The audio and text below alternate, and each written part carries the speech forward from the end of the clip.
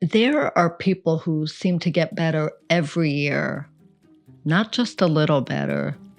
They somehow keep adding new abilities long after everyone expected them to level off. It's tempting to explain that away with talent or discipline or some mysterious gift that the rest of us simply don't have. But every once in a while, someone lets us peek behind the curtain, and what we find is surprisingly ordinary. Not easy, but ordinary. Because improvement often has less to do with becoming someone new and far more to do with paying it closer attention to the people already around us. That sounds almost too simple, yet it's an idea that quietly changes the way a person sees learning itself. LeBron James has spent more than 2 decades playing basketball at the highest level, long enough to dominate different generations, long enough to adapt as the game changed, long enough to remain one of the best, while countless younger players entered the league trying to replace him. People usually credit his athleticism, his work ethic, his basketball IQ. Those things certainly matter, but former Miami Heat coach Eric Spoelstra once revealed another piece of the puzzle. He said that whenever LeBron saw a great player doing something exceptionally well, he'd study it. Then he'd add it to his own toolkit. He wasn't trying to become Michael Jordan or Kareem Abdul-Jabbar or Ray Allen or Dwayne Wade or Chris Bosh. He was collecting pieces, borrowing strengths, practicing them until they became part of who he was. That's a fascinating way to look at growth, because most people assume becoming themselves means inventing everything from scratch. LeBron seemed to believe the opposite. He became more himself by learning from everyone else. And that goes against something most people quietly assume, that originality means doing everything alone. Where did that idea even come from? Somewhere along the way, many people started believing that borrowing was cheating, that if an idea wasn't completely their own, it somehow counted less. Writers hesitate because another author already writes beautifully. Entrepreneurs avoid successful business models because they don't want to copy anyone. Artists refuse techniques they admire because they want their work to feel unique. It's a strange pressure. Human beings have always learned by imitation. Language, cooking, music, leadership, parenting. Almost everything that's passed from one generation to the next begins by watching someone else. Nobody criticizes a child for copying how adults speak. It's understood as learning. Yet adults often expect themselves to skip that stage entirely. Somehow we're supposed to wake up original. Except originality doesn't skip that step. It's built out of imitation, not despite it. The people we admire rarely invent every piece of what they do. They're remarkable because they combine pieces in ways nobody else has. That's not the same as inventing at first. It's not about asking, how can I become completely original? It's a different question entirely. What deserves a place in my toolkit? That's a small shift, but it rearranges everything that comes after it, because suddenly the world becomes full of teachers, not formal teachers, unexpected ones, the coworker who's remarkably calm during chaos, the friend who remembers everyone's birthday, the neighbor who somehow makes difficult conversations feel safe, the comedian with impeccable timing, the chef who prepares meals without rushing, the author who explains complicated ideas so clearly they feel obvious. Most people notice these things and move on. Others stop. They become students for a moment. They ask themselves why something worked. Then they experiment. There's a detail in what Coach Spoelstra described that's easy to skip past. Watching wasn't enough. LeBron practiced what he observed until it became natural.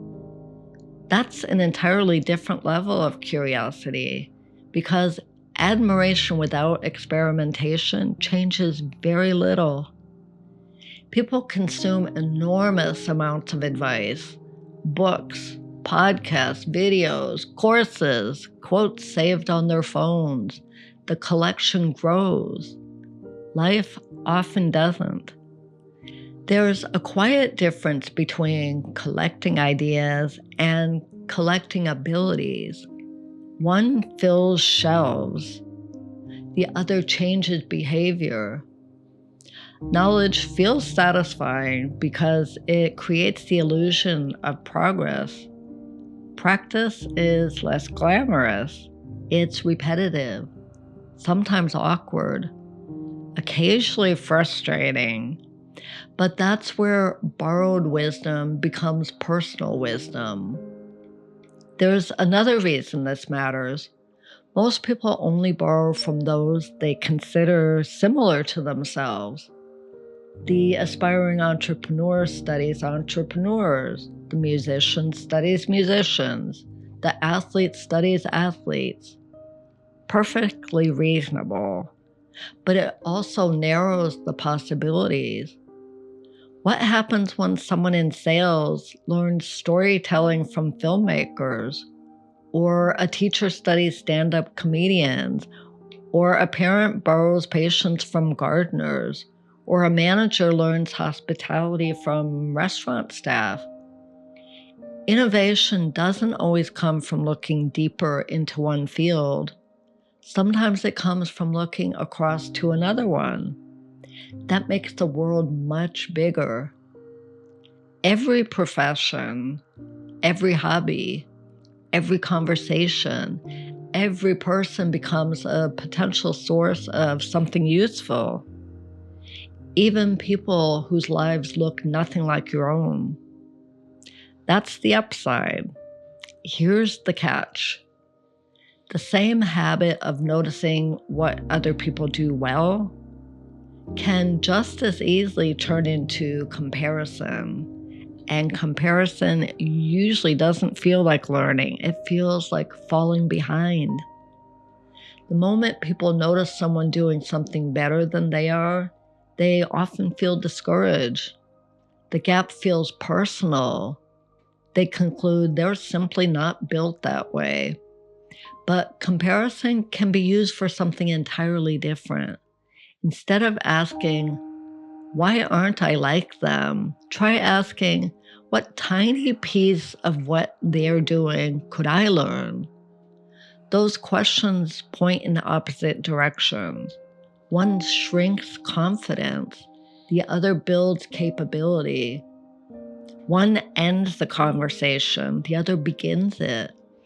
It's remarkable how often progress starts with borrowing something surprisingly small, a phrase, a habit, a morning routine, a way of listening, a method for organizing thoughts, a different response to stress.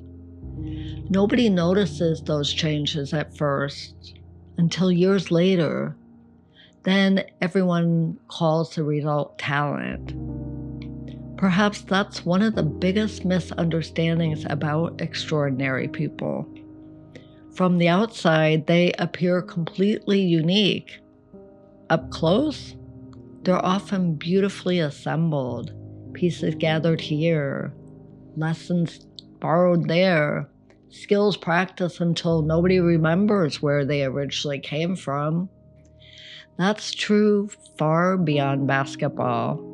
It may even explain why some people seem to keep growing while others feel stuck. One group keeps asking, "What can I learn here?" The other quietly assumes they've already seen enough. Growth isn't only about effort.